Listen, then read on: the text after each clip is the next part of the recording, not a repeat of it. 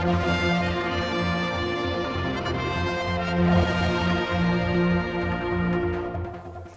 turn now to item 1 on our order paper, energy and inflation, and I call on the Chief Minister to make a statement. Thank you, Mr. Speaker. I do not need to try and educate this House on the scale of the current economic challenge facing our island at the present time. Indeed, Mr. Speaker, honourable members will have recognised right from the start of the administration, when they voted through a 27% increase in the cost of gas, that perhaps a new and different challenge awaited the island post-COVID. Indeed, not the challenge that many of us expected of delivering a smooth post-COVID recovery. No, the challenge now today is much greater and indeed more serious than we would have envisaged. A challenge that affects us all, that impacts across the board, from individuals to business, from the private to the public sector. I cannot hide it from you or seek to deny it. We currently face a cost of living challenge greater than any of us will have seen, and perhaps only witnessed by our parents' generation in the 70s. The rapid global bounce back from the coronavirus pandemic, as the world moves to an endemic approach to the virus, has seen a surge in consumer and industrial demand. This has come at a time of significant and ongoing disruption for the labour market and supply chains, as economies still grapple with the effects of mass layoffs and a surge in COVID cases. Prices for fuel, for food and for goods and services have increased rapidly as a result. In turn, we have seen inflation rise and the cost of borrowing increase, with central banks in the United Kingdom and the United States increasing key interest rates to try and tackle inflationary pressures. Add to this the Russian invasion of Ukraine, which has caused further supply and pricing pressures, particularly on global energy and fossil fuel prices. And we are facing a perfect storm, Mr. Speaker. And I must be candid with everybody. We are talking about a substantial increase of household costs that is likely to be up to 20% more of weekly incomes that will need to be allocated to basic essentials for those with lower income households. These are significant figures, Mr. Speaker, and will bring forward a challenge for many, many household budgets across our island. But just because the challenge is far greater than expected, and because the key economic drivers lie out with our control, now is not the time, though, for knee-jerk reactions or for us to panic. Indeed, Mr. Speaker, the Council of Ministers, recognising that the war in Ukraine may have substantial consequences across the globe, commenced in mid-March a cross-government strategic thought process designed firstly to ensure that the Isle of Man played its part in the international response to the Russian invasion, but secondly, and equally importantly, to ensure that we reduced or mitigated the impact of the conflict on the Isle of Man, ensuring security of key services and supplies, and anticipating the impact of significant inflation. That strategic thought process has already led to us identifying 5 key and critical work streams for consideration and action across food, energy, transport, the community and our economy. Mr. Speaker, this is not a government that is standing still or determining action without a strategy. Indeed, our actions, planning and strategic thought mean that we have already moved to underwrite and secure air routes to London City and London Heathrow to support our economy. And we must remember, of course, that previous wise decisions already mean that our island has transport security through government's ownership of the Isle of Man Steam Packet Company, our vital lifeline. Our strategic planning has also meant working with the Manx Utilities Authority to bring in a 2-phase rise to the cost of electricity. It won't solve the long-term pain, but it brings vital time to adjust for all concerned. And further preemptive decisions meant we were able to immediately react to the announcement of a 58% increase to gas tariffs by announcing support for those on low incomes and those in receipt of child benefit.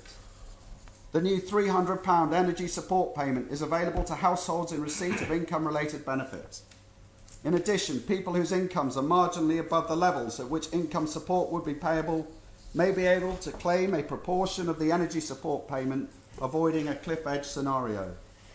The total cost of this measure is estimated to be just over £1 million and benefiting up to 3,500 households. Additionally, £1.8 million will be available to help more than 6,000 families in our community through a family support payment for families receiving child benefit, This will provide all families receiving the full rate child benefit with £300 per household, with a reduced rate payable to those whose household income is assessed as being over £50,000 and who are also in receipt of child benefit. Furthermore, an additional £50 will be paid to all families receiving child benefit with at least 2 children and £100 with families with at least 3 children. The payments for additional children will not be reduced according to household income. These new payment schemes are on top of existing benefits and are in addition to the winter bonus and the additional winter bonus payments. And we are not stopping there, Mr. Speaker. Recognising the most immediate impacts of these rises will affect those with additional mouths to feed, I can announce today that the Education Minister, with your support, will reintroduce food vouchers for those on free school meals for the Easter holidays. And Mr. Speaker, I can tell you that we are also intending to bring forward more substantial proposals to help our children in the summer holidays, at a time when we expect that the impact of inflation and cost rises will well and truly be felt on the island. And there's more yet. Government has already brought in assistance for motorists through temporary reduction to fuel duty by 5p per litre announced last month. The VAT rate on energy-saving materials and heating equipment has been reduced from 5% to 0. And recognising now how much extra a tank of fuel is costing our families, this government is now considering initiatives for cheaper journeys on public transport through workable policy initiatives that will, as well as giving people a viable transport alternative to save costs, also support our longer-term climate change commitments. And talking of climate change, there are other matters now that need urgent attention. I can confirm that we will be meeting with the MUA within the next few weeks to, I hope, give clear policy direction on the acceptance of onshore renewable energy onto our grid. And the Enterprise Minister is engaged in speeding up and streamlining our plans to insulate homes on the island, bringing greater heat retention, fuel efficiency and reducing costs for many. And Mr. Speaker, as I speak, the Government is at work acting and planning our next moves in a series of defined work streams in order to try and protect and support our island. This includes work on food security, food hunger, energy initiatives, transport, Ukrainian refugees and further assessment on economic stimulus. There is more I could tell you, but the main points have been covered. That is, the main points have been covered, less the impact of all this on government finances and thus services. Mr. Speaker, I'm going to leave the gist of that matter to the Treasury Minister and his promised statement to Tynwald in April. But there is now an absolute need to determine cost impacts and service delivery priorities in the light of inflationary pressures and costs on the public purse. Mr. Speaker, the COVID-19 pandemic caused an immense economic shock, and not just here in the Isle of Man, it hit every country around the globe. Our island was in many ways fortunate. With decisive action and targeted financial and economic support from government, coupled with the fortitude of the Manx people, our economy emerged in a relatively stable position, although by no means untouched by the pandemic. That is not to say that this was achieved without blood, sweat and tears, and indeed substantial cost to the public purse. But we now know the art of the possible. We have been through relative trauma with COVID once as a society, and we can do it again, albeit the scale and scope of the new challenge is fundamentally different. Nevertheless, some valued principles and lessons are brought with us. Cross-government working that is focused and direct, clear communications and an understandable strategic approach, private and public sector joint working, and of course a resolve and resolution at the heart of our society to get through the worst and support others in the community. Once again, we now need to think and act local. Now it is vital that we support local food producers, that we eat out in local restaurants and we shop in local retail premises. Spending our money locally will not stop inflation, but it will give our economy a stronger fighting chance to get through this.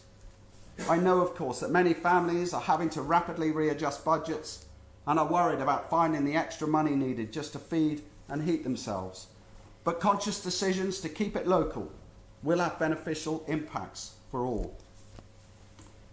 Mr. Speaker, I cannot hide you, this House or the community from the naked truth that the cost of living is increasing at a rate that is going to bring hardship and distress to some.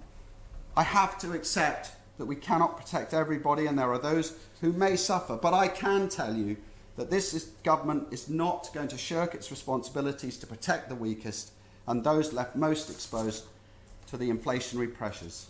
We're going to find ways to protect the economy, continue to support our international responsibilities, protect critical services and infrastructure, target financial support, where possible accelerate opportunities that will have a long-term benefit for the island, where possible help people to help themselves, and of course balance this with the need for long-term sustainable public finances. These are the principles we have adopted to guide us. It will not be easy. There will be hard decisions to make in the coming months.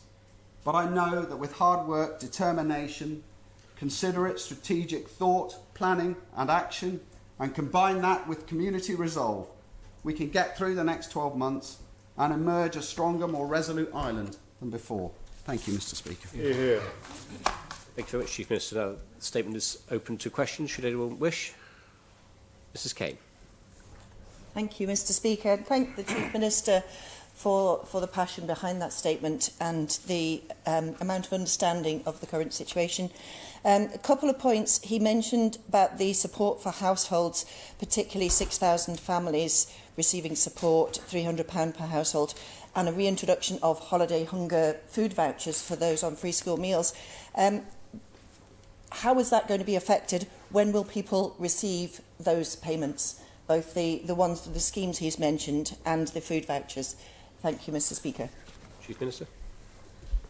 Well, I can confirm that the payments that are due in terms of the fuel allowance and the child benefit are intended to be made at the end of April, and I am sure that the Education Minister will update us later in terms of when those impacted can access the vouchers, but I expect those to be accessible imminently. Supplementary question, Mr Glover. Thank you, Mr. Speaker, and thank you to the Chief Minister for his statement. And would he agree that we need to be quite strategic about this? Is it that if this cost of living crisis does go on for many months, that we are going to need to have ammunition, if you like, in supply for the winter months that come, say, from September, October time? We can't afford to throw everything at everyone now, but also can you just give some reassurance that included in this will be pensioners, charities and small businesses? Thank you. Chief Minister. Thank you. The Honourable Member does raise a valid point. As I say, the Treasury Minister has committed to making a statement to Tynwald in April, and I expect him to provide further clarity to Honourable Members as to how the Treasury expects to manage this. But it is important to recognise that there may be further changes to the situation as we progress throughout this summer, and that, yes, if the current situation remains, if gas prices, say, for example, continue to remain volatile, that it may be a difficult winter, particularly for those families who will need more in the way of energy supplies, and of course who may feel greater impacts if the cost of, say, things, fundamentals like food, for example, continue to increase. So it is important that we do have a strategic approach, and as he quite rightly says, we don't use all our ammunition in one go. There is, of course, a fine line for government to tread in all these situations, and of course it cannot excuse the need for personal responsibility in these situations, as I'm sure many households are currently experiencing in terms of understanding the impact when they go to fill, for example, their cars with petrol at the moment. They will really feel and note the budgetary impact. I think sensible planning from all of us is vital at this time, but it is also vital within that, I think, that as a community we recognise that taking certain actions, for example, as I said in my statement, trying to buy local, support local, go to local retail premises is also vital as we go about readjusting potentially our household expenditure. And of course for government, these are the sort of considerations that Treasury will need to undertake as it continues to assess the situation. Question, Mr Morehouse. Thank you, Mr Speaker, and thank you, Chief Minister, for such a positive update. With a clear attempt to really focus on those in most need. Businesses referred to, but are there any incentives to encourage people to keep it local at this challenging time, especially over the important Easter break and the school holidays? Thank you. Chief Minister. I think, Mr. Speaker, we saw actually in the COVID pandemic the fabulous acknowledgement from our society that spending money locally and supporting local businesses was ultimately of huge benefit, not just to them but to their neighbours, and in terms of the greater economy of the fundamentals of the economy of the island. I know that our commitment at the moment is to consider what type of economic promotion and economic stimulus is needed in the current circumstances. This is not COVID, this is a completely different set of challenges. And I know that with the Enterprise Minister, the Treasury Minister, the Economic Strategy Board, we're going to continue to consider what we can do and what we can offer in terms of stimulating the economy.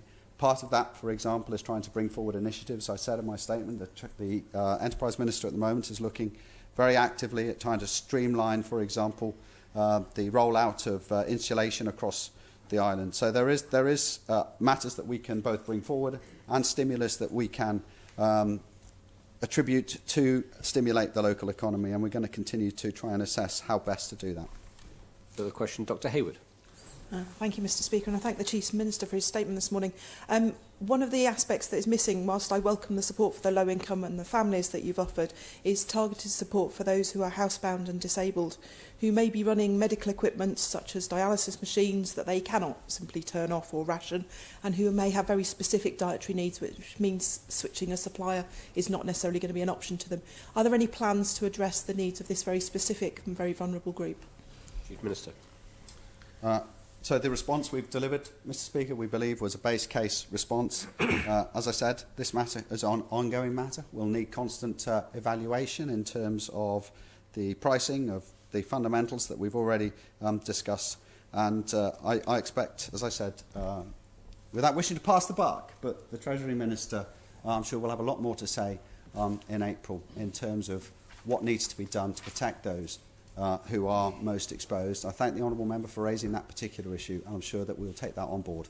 And I hope that the Treasury Minister will have something further to say in terms of those potentially who may have been missed out of the first round of initial support.